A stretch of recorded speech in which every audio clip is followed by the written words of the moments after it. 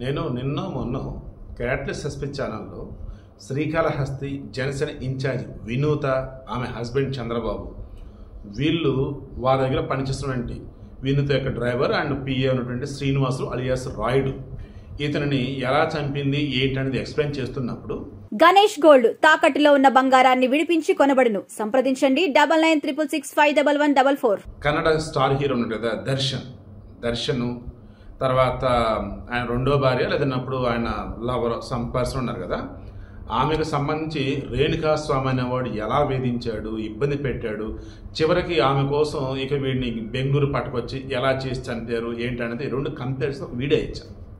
తీరా ఈరోజు చూస్తే ఆల్మోస్ట్ మళ్ళీ అదే టాలీ అవుతుంది. ఏ రకంగా ఈమె వినూత ఈరోజు చెన్నై కమిషనర్ అరుణ్ ఆయన ఏం చెప్పాడంటే మీడియాకి, శ్రీనివాసులు అలియాస్ రాయుడు వీళ్ళ దగ్గర డ్రైవర్గా పనిచేస్తున్నాడు గత 2-3 ఇయర్స్గా. యాక్చువల్గా 2019లోనే అతను జనసేనలో చేరాడు. అంటే not 2-3 years, more than that. వీళ్ళ దగ్గర చాలా సంవత్సరాలుగా డ్రైవర్గా పనిచేస్తున్నాడు, ఈమె పిఏగా ఉంటూ ఉన్నాడు, ఫ్యామిలీలో ఒక మెంబర్గా ఉన్నాడు. సో బాగా నమ్మేశారు వాడిని.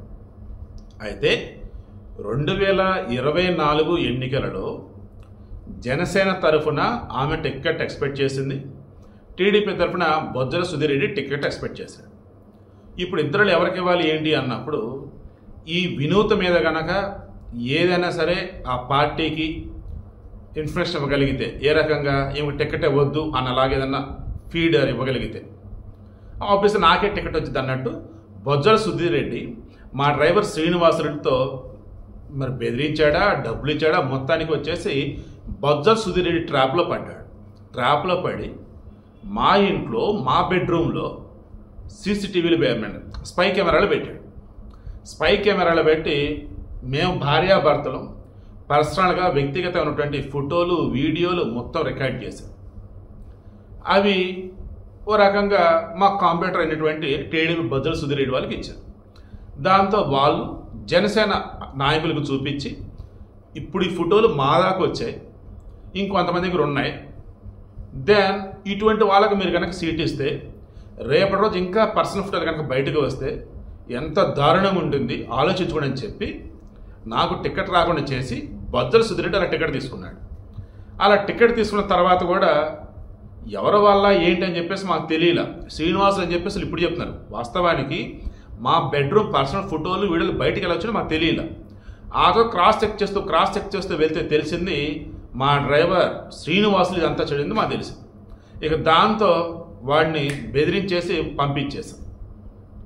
కానీ ఆ తర్వాత ఇంకా మమ్మల్ని బ్లాక్మెయిల్ చేయడం స్టార్ట్ చేశారు. అప్పుడు తట్టుకోలేక వాడిని మేమే చంపామని వాళ్ళు చెప్పినట్టుగా వాళ్ళు చంద్రబాబు, వినూత యొక్క భర్త, వినూత, ఇద్దరు, తర్వాత శివ ఒకడు, ఇంకో ఇద్దరు, మొత్తం 5 శ్రీకాళహస్తి, రేణిగుంట ఈ ఏరియాలో చంపేసి అక్కడి నుంచి ఈ చెన్నైలో కోము అని చెప్పేసి ఒక చిన్నపాటి నది లాంటిది ఉంది. అక్కడ 5వ ఎగ్జిట్ సమయం అక్కడ ఆడేసేసారు.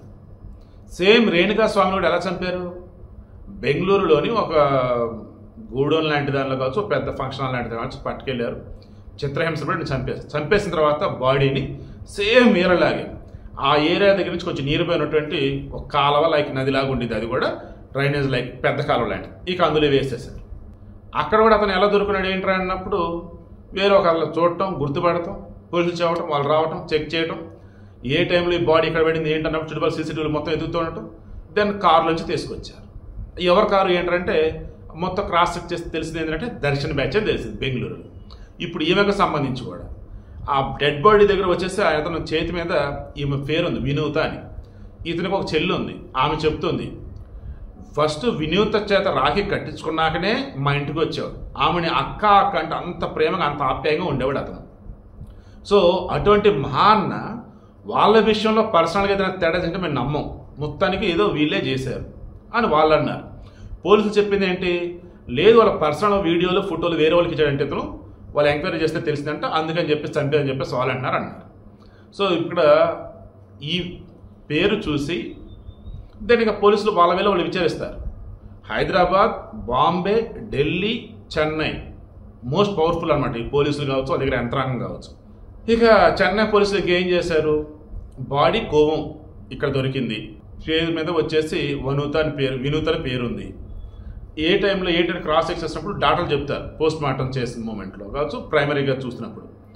దాని వెహికల్స్ ఏమి మూవ్ అయినాయి అని చెప్పి చెక్ చేసుకుంటూ పోయినప్పుడు చెక్ పోస్టులు కావచ్చు, రిమైనింగ్ సీసీటీవీలు అన్ని చెక్ చేస్తుంటే ఈ వినూత వాళ్ళని తేలింది. దాన్ని పట్టుకున్నారు, అరెస్ట్ చేసి లోపలేశారు. ఇప్పుడు ఆమె ఏం చేస్తుంది, మొత్తం బొజ్జల సుధీర్ రెడ్డి వల్ల ఇదంతా జరిగింది అంటుంది. ఇక్కడ వైసీపీ స్కెచ్ ఇది కాదు కదా అన్న డౌట్ ఎందుకు రేస్ చేశానంటే, టీడీపీకి జనసేనకి మధ్య చిచ్చు పెట్టాలి.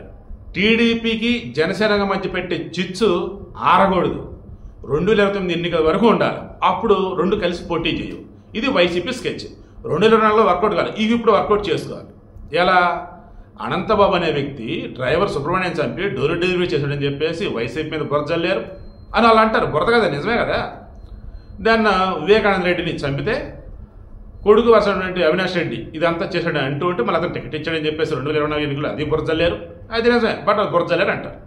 ఇలా చెప్పుకుంటూ వెళ్తే ఏవైతే ఇన్నాళ్ళు వైసీపీ మీద డార్క్ మార్క్స్ లాగా ఉన్నాయో ఇప్పుడు అటువంటిది ఈ జనసేన మీద అన్నప్పుడు జనసేన శ్రీకాళహస్తి ఇన్ఛార్జి ఉన్నటువంటి వినూత వాళ్ళ డ్రైవర్ని చంపి బాడీని పట్టుకొని చెన్నైలో వేశారు. ఇది జనసేనకు సంబంధించి.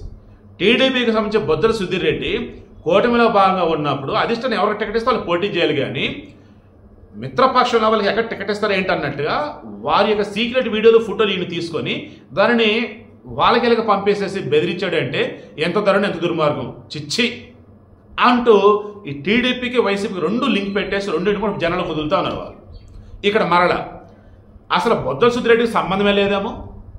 ఓన్లీ వినూత అండ్ ఆమె భర్త చంద్రబాబు, నెక్స్ట్ వాళ్ళ దగ్గర డ్రైవర్ పనిచేస్తే శ్రీనివాసులు, వీళ్ళకి ముగ్గురికి సంబంధించి లేదా వాళ్ళ ఫ్యామిలీనో వాళ్ళ పార్టీలోనో అంతర్గత విషయం కనుక అయినట్టయితే అలా అయితే నువ్వు బయటపడలేవు.